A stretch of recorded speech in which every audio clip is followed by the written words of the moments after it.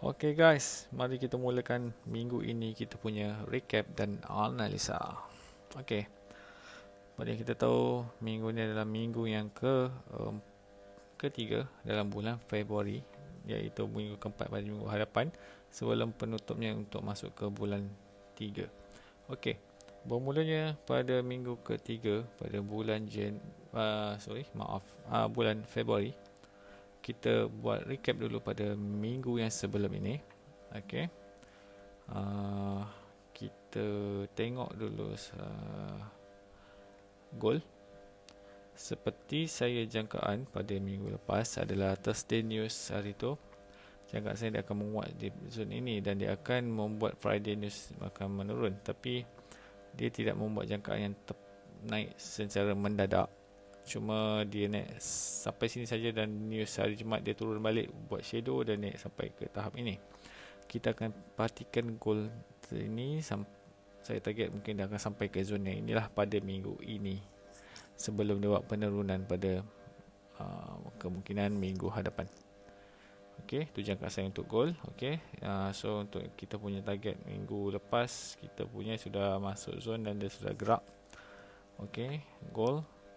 Dan jangkaan saya untuk DSY pada minggu lepas juga dia membuat penurunan. Yes, betul dia buat penurunan dan kenaikan pada Jumaat. Yes, dia pernah buat naikkan sampai shadow sini. Tapi dia tak jangkaan saya sampai ke sini dia tak pergi dan dia menurun balik dalam zone. Okay, kita boleh perhatikan nanti DSY. Okay,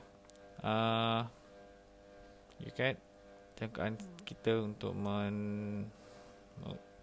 Yes, dia menurun tapi dia telah hit SL kita di sini dan dia membuat satu penurunan yang kita jangkakan. Cuma zone ni dia tak react kita punya zone. Kira kita kena SL pada US CAD pada minggu lepas. Kita tengok USD MXN. USD MXN juga dia telah hit stop loss kita. Jangkaan kita untuk USD MXN tak menjadi GBP AUD. Jangkaan kita adalah tepat. Dia telah memasuk zone dan dia telah membuat penurunan. Jangkaan saya masih di dalam zone yang ini untuk TP kita. So masih boleh hold GBP JPY. Jangkaan saya dia akan menguat. Dia telah pergi dan dia bermain dalam zone ini balik dan dia buat kenaikan semula. Jangkaan saya kita boleh set BE dan kita masih hold ke TP atas lagi. Jangkaan saya dan AUD JPY pun sama. Saya jangkakan dia TP dan dia sudah sampai TP. Ikutkan ini tak dikira sebagai kita punya SL sebab bagi saya adalah bila dia tutup close sebagai shadow dia tidak hit SL kecuali dia tutup sini sebagai full candle baru saya dia akan kategorikan sebagai SL. So dia telah pergi ke TP kita. Okay, alright. So kita sudah perhatikan kita punya minggu lepas punya fokus. Ini adalah minggu yang sebelum ni. Alright, okay. Kita mulakan dengan ramalan kita. Minggu lepas agak baik kita punya ramalan untuk minggu lepas. Okey, seperti biasa permulaan pertama saya adalah saya mencari adalah sekuen pada mingguan. Untuk minggu ini jangkaan saya untuk NZD adalah menguat. Untuk jangkaan saya pada akan melemah jangkaan saya pada minggu ini. So, seperti kita jangka AUD NZD kita boleh perhatikan buy. Okey, sekuen dia sangat cantik. Kita boleh perhatikan jangkaan saya target sampai sini sebab kini saya ada perasan ada zone. Ini adalah jangkaan saya sebanyak dalam 200. Saya target dalam 200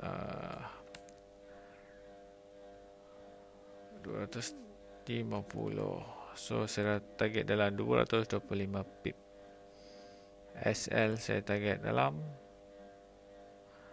45 pip. Okey, ini untuk AUD NZD, pair yang pertama.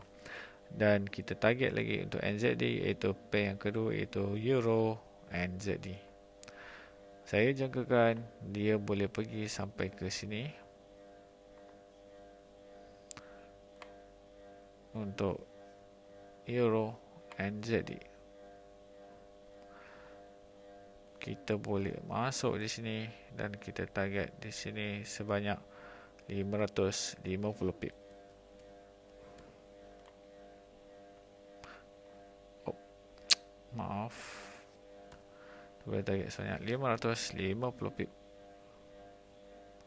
Dan SL kita boleh target di sini sebanyak, kita mengecilkan sedikit, sebanyak ambil 50 pip juga. Okey, ini jangkaan untuk Euro NZD. Dan untuk lagi satu last untuk NZD, saya target adalah GBP NZD. Cuma saya jangkakan GBP ni seperti saya katakan pada sebelum ni, GP ni dia suka akan main lajak sikit. Okay, kita kena faham GBP ni pair yang orang kata confirm dia akan lajak. Dia memang takkan, orang kata takkan ambil tepat lah pada yang orang kata apa, yang kita jangka. Okay, dia memang akan terlajak sedikit. Okay, jangkaan saya adalah 200, saya tak faham masa sampai 250. Saya jangkakan dalam 150 pip sahaja. Ataupun dia boleh pergi sampai sini, yang mengarah 400 pip lah. Saya jangkakan dia akan tutup sampai shadow ini. Seperti saya katakan, dia akan membuat shadow sikit sebab saya tarik dalam 400 pip lah. Okay, saya tarik dalam 770 pip untuk GBP NZD. Okay, ini kita punya jangkaan untuk GBP NZD. Okay, seperti yang berlawanan dia, iaitu NZD CAD. Bila berlawan, kita boleh mencari iaitu dalam sel. Tapi jangkaan saya untuk NZD ni, dia ada zone di sini, agak cantik sebenarnya. So kemungkinan jangkaan saya dia akan menurun, tetapi dia akan react dia di zone di atas. Sekemungkinan saya untuk jangkaan yang selamat, kita boleh ambil di zone yang ini. Ini adalah jangkaan saya. Dan kita boleh target di sini sebanyak 350 pip. Jangkaan saya adalah 80 pip sahaja. Okey. Ini adalah jangkaan saya untuk NZD CAD. Jangkaan saya mungkin dia akan bermain di zone di atas. Kita kena perhatikan dulu. Okey. Dan seterusnya saya jangkakan lagi satu pair, iaitu NZD USD. Okey. Itu adalah jangkaan saya pada minggu ini, iaitu adalah sell. Okey. Kita boleh perhatikan NZD USD, saya jangkakan sebanyak 250 pip sahaja. Dan SL adalah 50.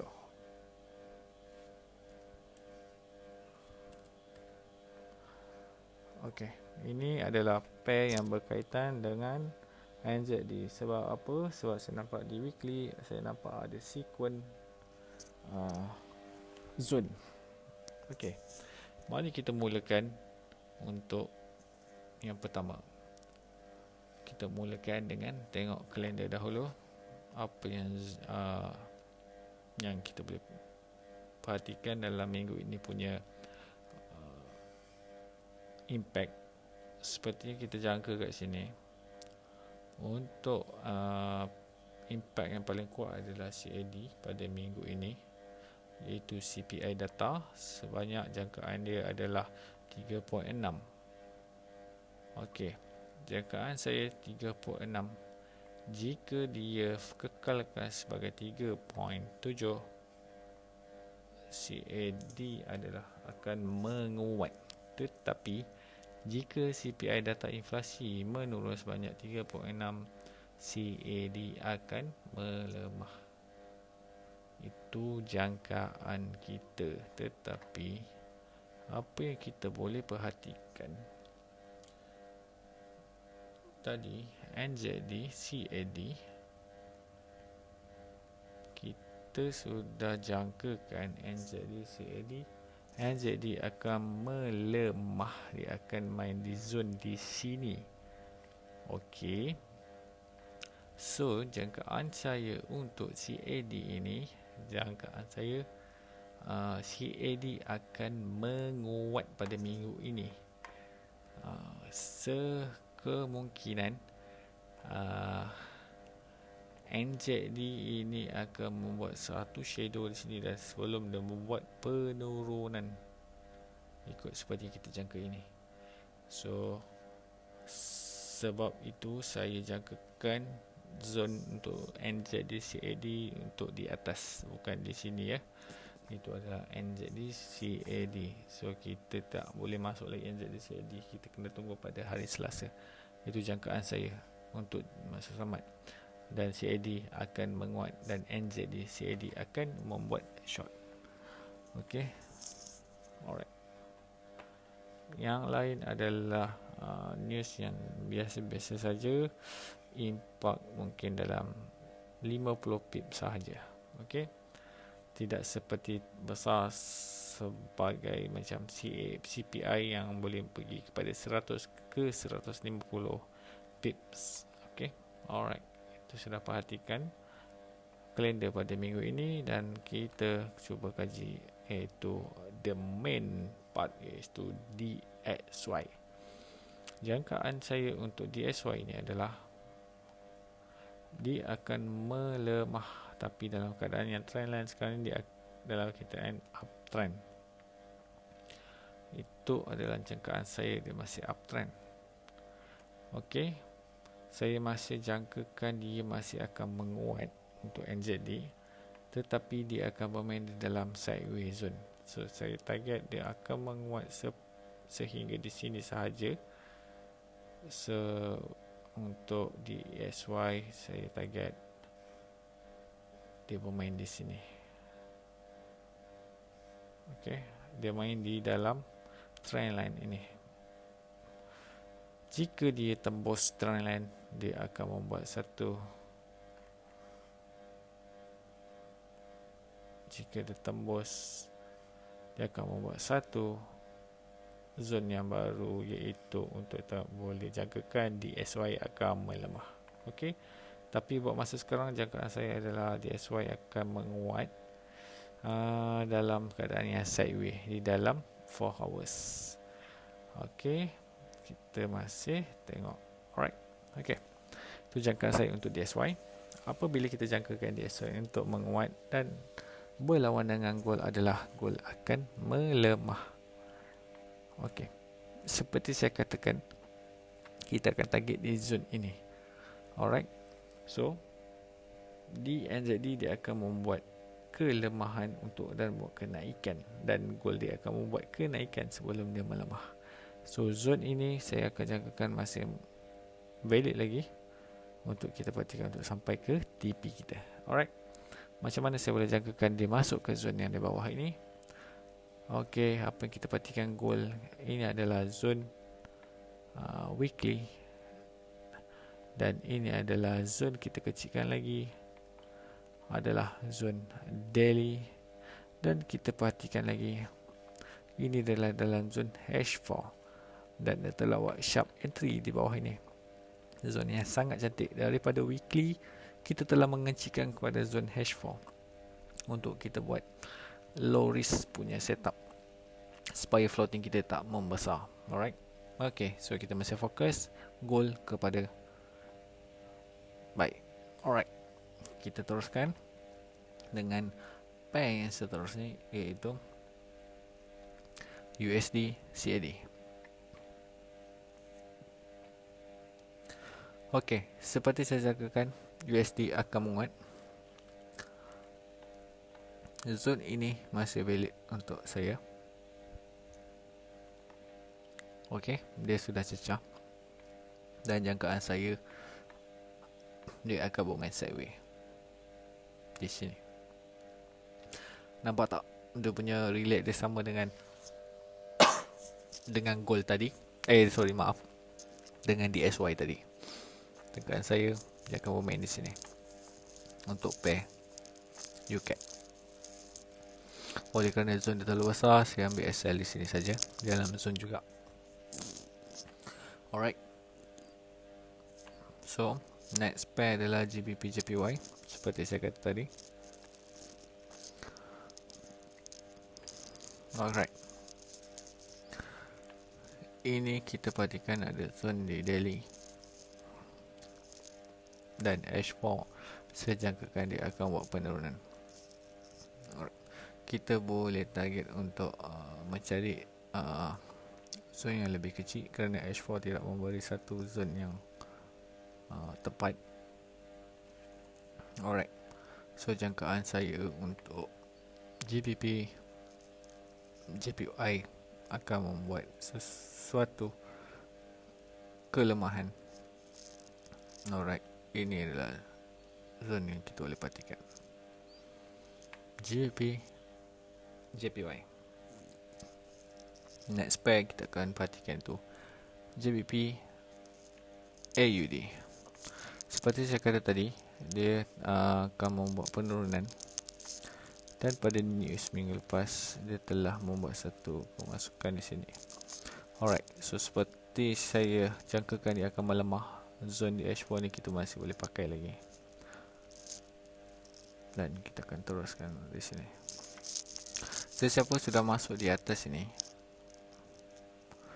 boleh hold dan letakkan di sini sebagai BE kita. Saya jangkakan dia akan membawa lagi penurunan. Dia akan react balik zone ni dan akan buat penurunan. Okey. Itu adalah jangkaan saya untuk GBP AUD. Okey. Dan last not least, but not least, iaitu kita perhatikan kita punya oil. Minggu lepas kita ada satu zone di sini cantik, iaitu news. Yang kita boleh perhatikan news pada minggu lepas adalah kelemahan pada oil. Dia forecast 3.5 dan telah membuat H4 sebanyak 12. Dia telah melemah sebanyak 9.7%. So dia telah membuat 326 pip. Alright, itu pada minggu lepas. Jangkaan saya pada minggu ini untuk oil pada hari Jumaat, dia telah ubah, iaitu oil akan membuat sesuatu kekuatan yang agak mungkin jangkaan saya dia boleh sampai di anggaran $80 untuk setong. Okey, itu jangkaan saya sebab dekat sini adalah ada satu zone yang paling tinggi, itu support. So jangkaan saya dia boleh pergi ke sebanyak dalam anggaran 80. So pada minggu ini jangkaan saya dia akan membuat satu penurunan dahulu, dan pada hari Jumaat dia akan membuat satu kenaikan seperti di atas. So kita boleh perhatikan oil tersebut di dalam range berdekatan sini. Saya tak nak bagi hint lagi untuk oil, tapi cuma kita boleh perhatikan jangkaan saya dia akan jadi seperti ini dan naik. Okey, ini pada hari Jumaat nanti untuk jangkaan saya. Alright. Okey, itu saja untuk analisa kita pada minggu ini. Okey, semoga kita berjumpa lagi pada minggu hadapan.